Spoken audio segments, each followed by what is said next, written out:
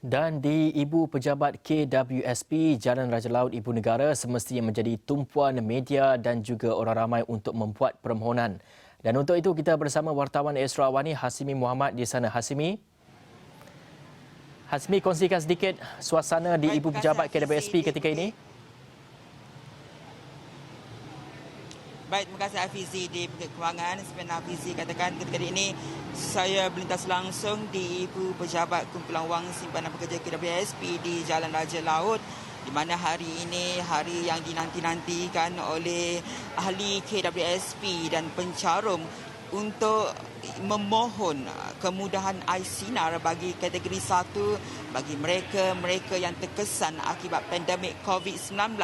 Namun sebelum kita memperincikan mengenai kategori 1 di mana yang telah pun dimaklumkan sebelum ini, ketika ini kalau dapat digambarkan keadaan di Ibu Pejabat KWSP, keadaan ketika ini tenang terkawal, masih lagi dibantu oleh beberapa pegawai KWSP untuk memudahkan pemohon dan orang ramai yang hadir ketika ini. Kalau boleh lihat di belakang saya ini antara individu pemohon yang telah pun hadir ataupun tiba di pekarangan Ibu Pejabat KWSP ini seawal jam 7.30 pagi lagi untuk memudahkan atau mendapatkan maklumat secara jelas mengenai permohonan kemudahan iSinar bagi kategori 1, di mana seperti mana kita tekankan kemudahan ataupun permohonan bagi kategori 1 ini sangat mudah sebenarnya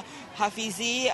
Pemohon ataupun ahli KWSP boleh memohon secara dalam talian sahaja dan untuk memastikan kelancaran permohonan tersebut, ahli-ahli atau pemohon disarankan untuk mengemaskini nombor telefon bimbit masing-masing di kios ataupun cawangan KWSP.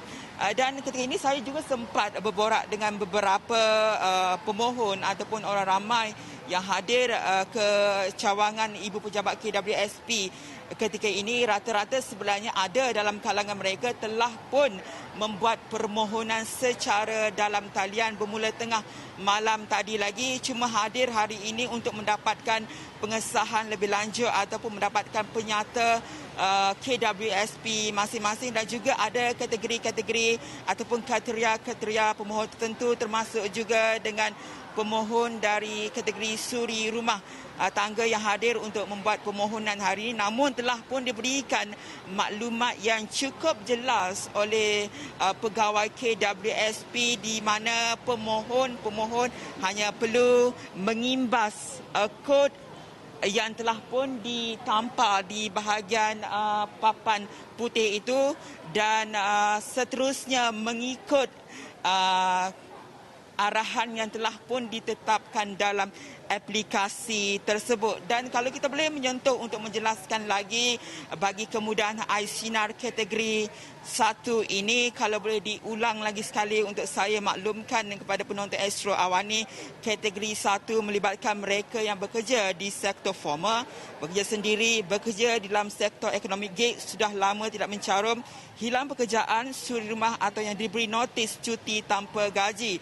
Dan beberapa kriteria telah pun diletakkan ataupun ditetapkan bagi kategori 1 ini, di mana ahli yang tiada caruman dengan KWSP sekurang-kurangnya selama 2 bulan berturut-turut semasa permohonan, atau ahli yang masih bekerja tetapi boleh atau telah mengalami pengurangan gaji pokok sebanyak 30% dan ke atas selepas Mac 2020, dan tiada dokumen sokongan diperlukan bagi kategori 1. Dan seperti mana yang kita dengarkan sebelum ini juga bahawa permohonan ataupun kelulusan automatik akan diberikan berdasarkan maklumat data dalaman KWSP dan bayaran akan dibuat pada pertengahan bulan Januari 2021.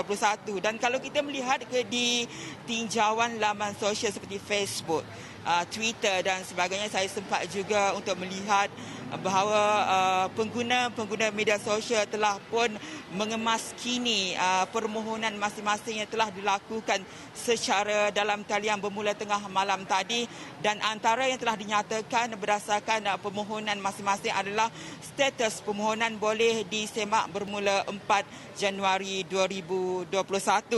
Dan bagi kategori 2, sebelum ini KWSP telah pun mengumumkan 2 kategori, iaitu kategori 1 dan juga kategori 2. Dan untuk kategori 2, boleh dimaklumkan bahawa pemohon boleh membuat permohonan bermula pada 11 Januari 2021. Jadi diingatkan juga bahawa pada pemohon-pemohon boleh membuat permohonan secara dalam talian bagi kategori 1 kemudahan iSinar. Hafizi. Baik, terima kasih Hasimi Muhammad langsung dari Ibu Pejabat KWSP, dan saya pasti di seluruh negara pejabat-pejabat KWSP orang ramai sudah pun mula beratur panjang dan juga mula bertanyakan kepada ataupun mula mendapatkan perkhidmatan bagi pekerja-pekerja untuk mendapatkan maklumat lanjut mengenai pengeluaran iSinar untuk kategori 1 yang pada hari ini yang bermula permohonannya yang bermula pada hari ini.